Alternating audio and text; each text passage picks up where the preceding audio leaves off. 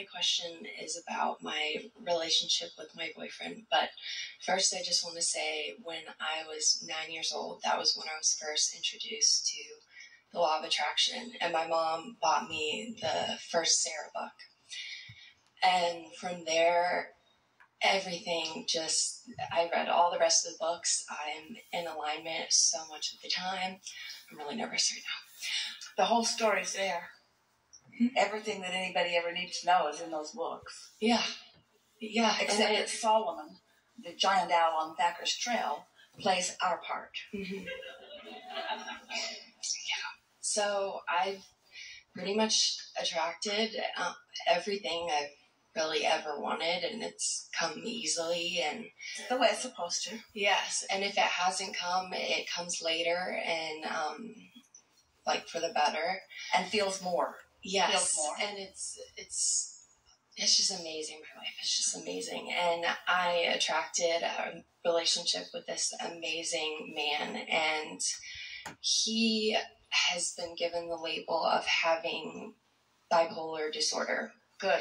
And I love him so much, and he's amazing, and everyone really deserves that label from time to time, because it's really the label of alignment or not. That's really what it is, except that when somebody has been given that label early on, what it means is the contrast of their life caused them to build a really emphatic vortex. So their desire is so powerful that in the absence of it, their response to the absence of their alignment is stronger. And the response to their alignment is stronger, which makes people who are watching them say, hey, get a grip, be more balanced. In which case we would like him to be able to say, or anyone that is having that experience, whether they've been labeled it or not, hey, when I'm in alignment, I feel really, really good. And when I'm not, I don't. And you're the same. I just do it in a more dramatic way to make a point, because I'm a teacher. Mm-hmm. Well, I love him for it, and he's so exciting and happy and passionate. My only kind of worry is I'll be in alignment and he will go into depression, so he's not in alignment. Let's talk about why. Because what he really, really, really, really wants is alignment. Witnessing someone who has something that you want always inflames your absence. It would be the same thing if you're wanting more abundance and for whatever reason you don't have it in the moment, and you see someone who's throwing a lot of money around, they're going to be really irritating to you because they're living what you want while you're not. So it just inflames or makes him recognize that he's not where he wants to be.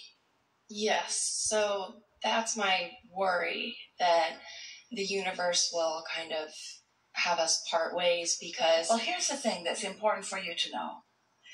We've talked about this already, but this will be more specific and you'll hear it even more clearly. Think about what you're bringing to the table.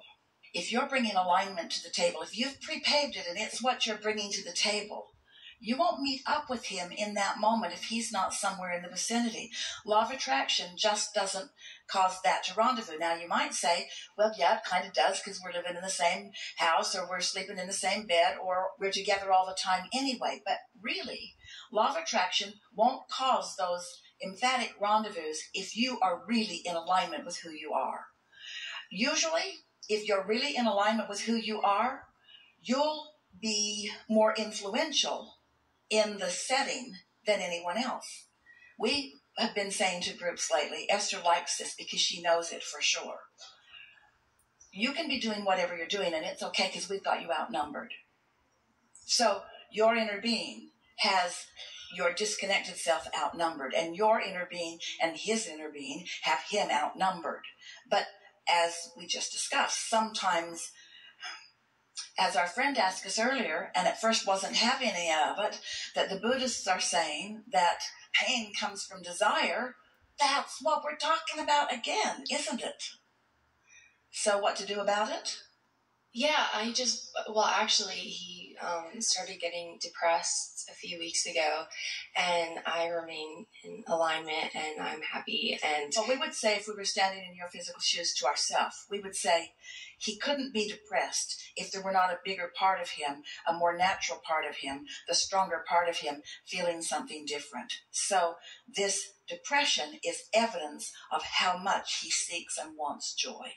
Right. And when he's happy, it's like nothing I've ever seen before. It's amazing. And I want to stay in this relationship with him, but I just, like the last time he got depressed, and I stayed happy, and I didn't let it bring me down. You see, before you go there, let's talk about what's happening, because we touched on this earlier, about how most people are looking for resonance. So when you're sick or sad, and there's somebody sharing the space with you, sometimes your human logic is that this person will help me feel better. But in order for you to help somebody in that state of being to feel your resonance, you have to join them in that vibration. When he's like that, he can't feel resonance from you if you're high and happy. So you feel sort of like the enemy, because you're high and happy and you're not there for him, literally, vibrationally there for him. So you can't usually reason it out, because you can't say, babe, I'm here for you, come on, because what every part of him means is, if you really care about me, you'll come here for me, and we'll find resonance. And so you got to take care of it before that happens. You've got to pay attention to what you're bringing to the table before it gets to that point. Because once it's come to that point, as you've learned, it just has to kind of play itself out. And it will get a little bit of sleep under his belt, or a couple of days. It will dissipate. You just have to let it ride out, because the more involvement that you accomplish, the sort of more awareness he has of the differences between you. Yes. So when he last got depressed, he went home, or went to his family. And I think it was just because I was so in alignment. And I'm not like, I'm so happy. I'm sorry you're not. You're not mocking him or anything like that.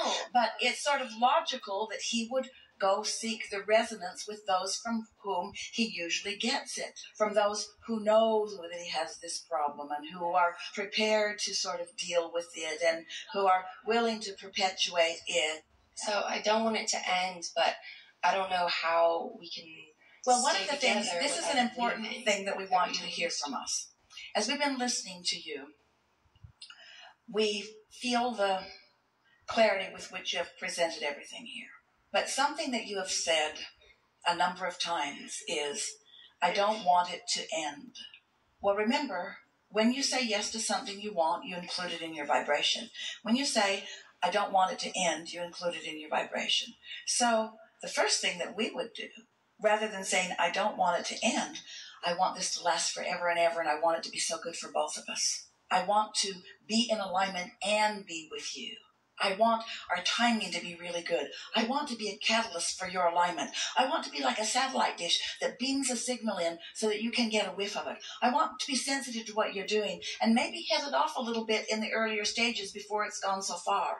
But most of all, I want to be true to my vibration so that I can be the true uplifter that I was born to be. Not because I'm guarded and don't want this to end, but because I want what this is to continue. And as you make positive aspects, you see, this is the thing about those awful labels. You come together, you're high and happy. Tell me about yourself. Well, I've got a label. What is it? It's this. Dun, dun, dun. Because it's hard not to acknowledge a label. It's hard not to let a label that other people, even professionals, have come to. It's hard not to let that cloud the way you really are approaching something. If somebody says to you, hi, I'm so glad to be your new friend, and I want you to know that I've given up stealing. I used to steal everything. If there was somebody's purse around, I'd take it. I used to steal everything, but I don't do that anymore. Let's be friends. And you might like them. They might be fun, but you're going to be clutching your purse everywhere you go.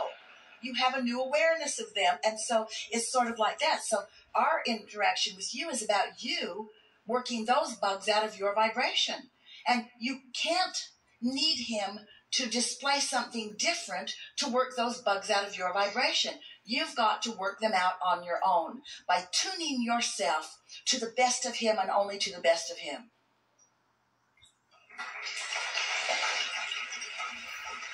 And we know for sure that he'll rise to that more and more and more and more and more. And when he doesn't, so what? Everybody has a bad moment. It's all right.